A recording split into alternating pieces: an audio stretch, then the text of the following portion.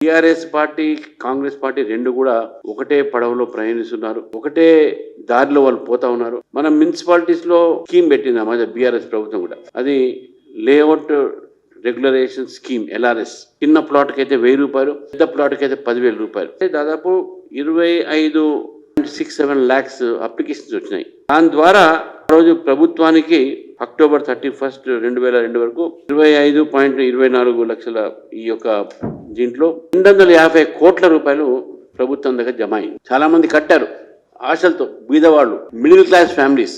ఇది ఓన్లీ 10%. ఇవన్నీ కూడా కట్టినటువంటి ఒక దీంట్లో ప్రభుత్వం దాన్ని ఏంటంటే దీనికి ఏదో లీగల్ చిక్కులు ఉన్నాయి, న్యాయపరమైనటువంటి కష్టాలు ఉన్నాయి, దీంట్లో చిక్కులు ఉన్నాయి కాబట్టి దాన్ని ఆపేశారు. మరి పేద ప్రజలు, middle class families layout regulation కోసం 1000 రూపాయల నుంచి 10,000 కట్టినటువంటి ఒక వాళ్ళ పరిస్థితి ఏం కావాలి? ఎక్కడ పోయినాయి ఆ డబ్బులు? కాంగ్రెస్ పార్టీ కూడా వచ్చింది. కాంగ్రెస్ పార్టీ వచ్చిన తర్వాత వాళ్ళు కూడా ఏమన్నారు, వాళ్ళు దీన్ని సాల్వ్ చేస్తూ ఉన్నారు. ఏప్రిల్ 25 నుంచి 25 వరకు 20,493 అప్లికేషన్స్ వాళ్ళు ఫీజు పే చేశారు.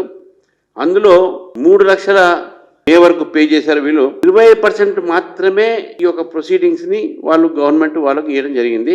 ఆ 20%, ఆ 20% కూడా ఆ ప్రొసీడింగ్స్ ఇంకా దానికి అమలు కూడా పరచట్లేదు. 11 నెలలు అయిపోయింది ఈ రిసీవ్ చేసిన రెగ్యులేషన్ ఆర్డర్స్. ఆ 11 నెలలు అయిన తర్వాత కూడా ఇప్పుడు కూడా ల్యాండ్ రెగ్యులరేషన్ కాలేదు. మొత్తం ప్రజలు వెయిట్ చేస్తా ఉన్నారు. ఈ 15 రోజుల్లోనే ప్రొసీడింగ్స్ ఇచ్చినట్టు 15 రోజులు రెగ్యులరైజ్ కావాలి.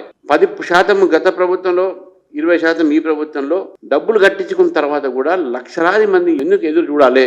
ఏం చేస్తుంది ఈ ప్రభుత్వాలు రెండు కూడా?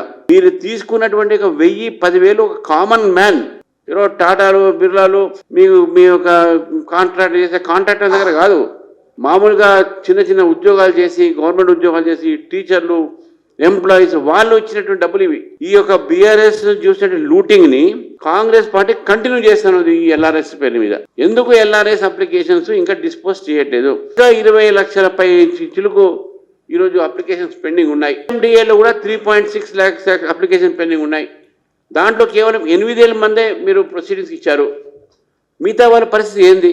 ఈ వరంగల్ నుంచి 72,196 అప్లికేషన్స్ వస్తే కేవలం 8,000 దానికి ప్రొసీడింగ్స్ ఇచ్చారు. ప్రొసీడింగ్స్ మాత్రమే, అది అమలు పరచలే. తుర్కెంజాన్లో 40,881 వస్తే 3,000 మాత్రమే దాంట్లో ప్రొసీడింగ్స్ ఇచ్చారు. పెద్దంబర్పేటలో 34,776 అప్లికేషన్స్ వస్తే 2,000 మందికి మీరు ప్రొసీడింగ్స్ ఇచ్చారు.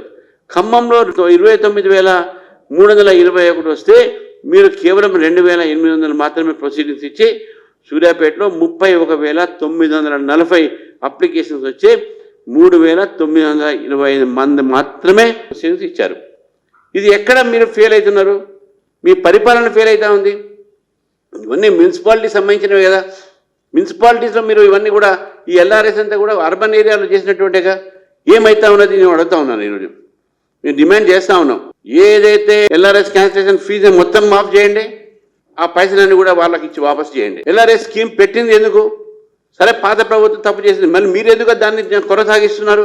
LRS మీరు చేయట్లేదు కాబట్టి ఇన్ని లక్షల మంది కట్టి, కోట్లాది రూపాయలు కట్టి ప్రభుత్వ ఖాతాలో ఉంది కాబట్టి మీరు LRS రెగ్యులరైజేషన్ ఫ్రీగా చేయాలి, ఇచ్చినటువంటి డబ్బులు వాపస్ చేయాలని చెప్పి బీజేపీ డిమాండ్ చేస్తూ ఉంది.